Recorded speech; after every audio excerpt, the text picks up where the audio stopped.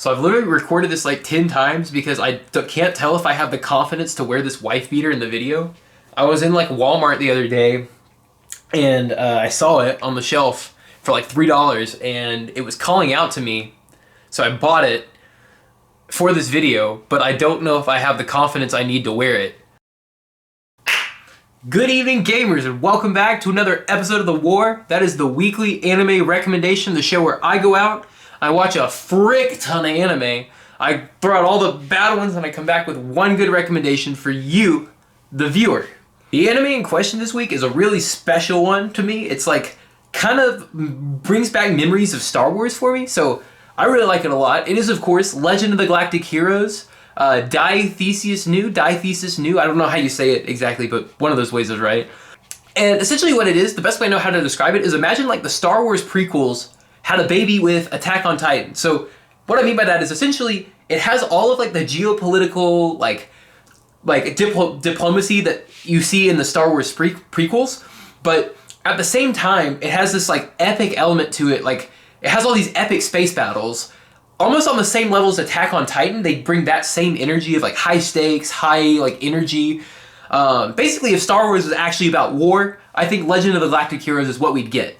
The meat of the show is really focused on two characters in general. There's Duke Lowengram, who sort of represents empiricism and his own ambition to take over the galaxy, to sort of win his battles, and Admiral Yang Lee, who represents sort of man's freedom, protecting human rights, and sort of humanity when it comes to war and battles. It's a very interesting pairing. You kind of see the best of both worlds, and you sort of...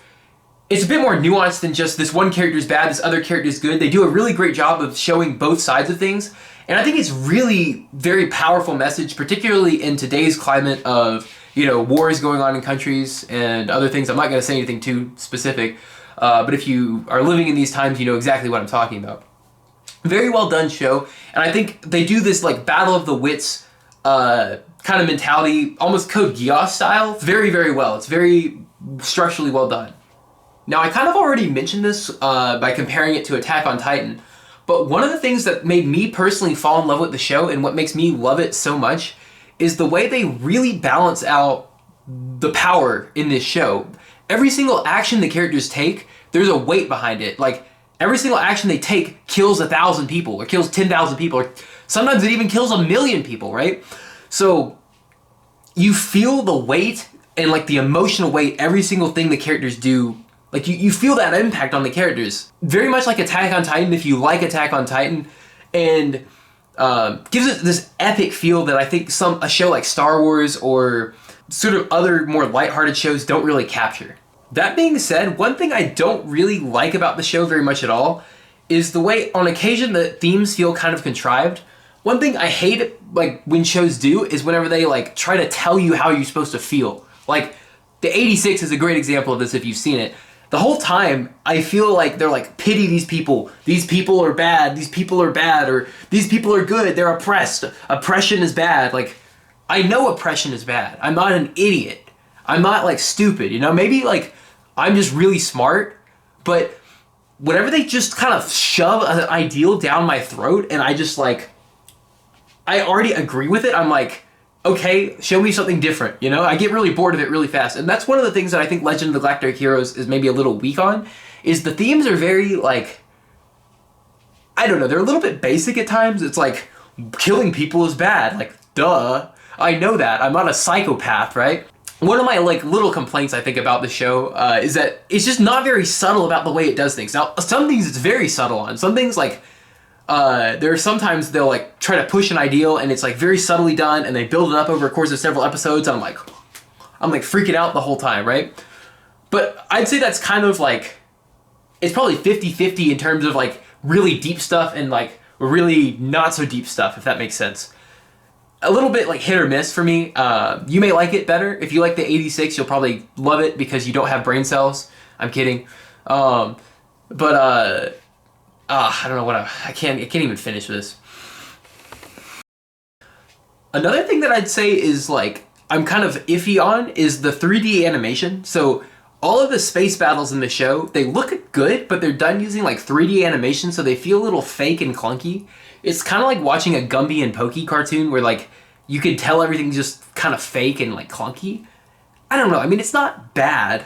It looks great and it's well done, but at the same time, I think it could be better.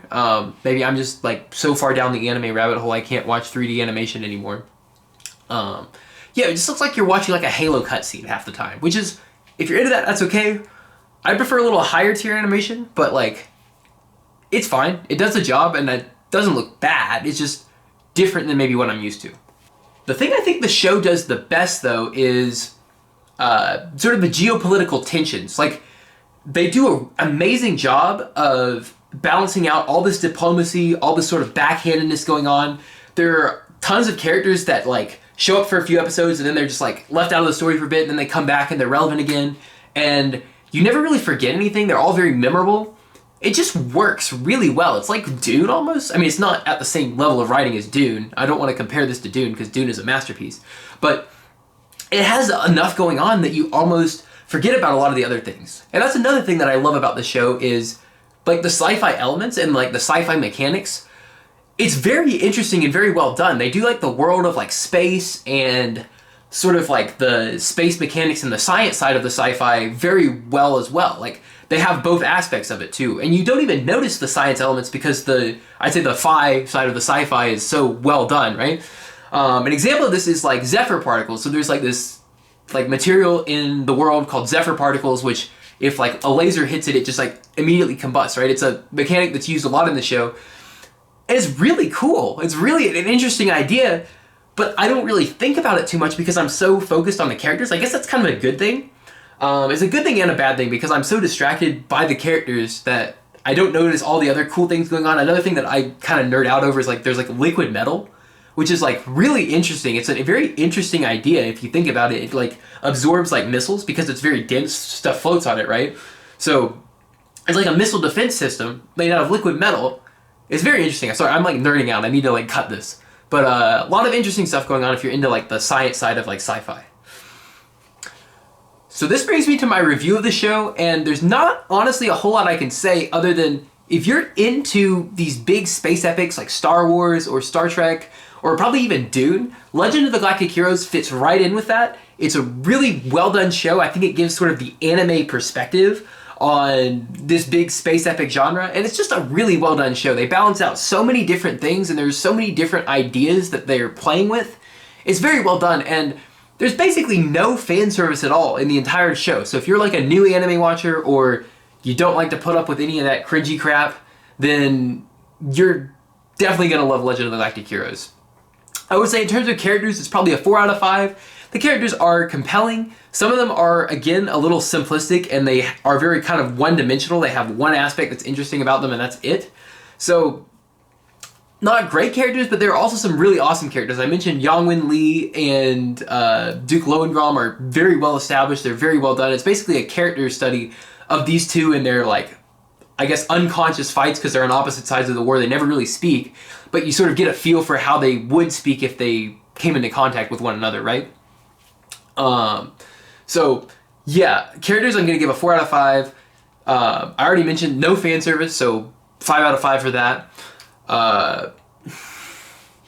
Originality of story, I'm going to give this a 5 out of 5 because it's a space epic that's an anime, and it pits a lot of these really epic elements, kind of like Attack on Titan, and they fit it into the story really, really well. I have not seen anything like that done before, so in terms of originality of story, I'm going to give that a 5 out of 5. Very well done. And then in terms of animation, I'm actually going to give this a 3 out of 5 because I just wasn't very satisfied with the space battles. I feel like they could have maybe done those a bit better. It doesn't really hurt my enjoyment of the show. It just, again, it feels like a Halo cutscene, and it just kind of makes me sad a little bit on the inside because I'm kind of into 2D animation. I know that's, yeah, I'm kind of far down the anime rabbit hole. Anyways, yeah, so overall, I guess that's like, what, a 17 out of 20. Very well done show. Highly recommend it. Also, I just want to say at the end here, huge thank you to all the new subscribers. I think I got 8 or 9 new subscribers over the weekend. So huge thank you to you gamers and all like the nice comments and stuff. Like, make me feel like amazing. So thank you so much for liking my videos enough to subscribe. Huge thank you. And yeah, that's basically it for this week. I will see you next week. I have a special Halloween video I'm working on, so that'll come out sometime next week. And I will see you gamers next week. Bye-bye.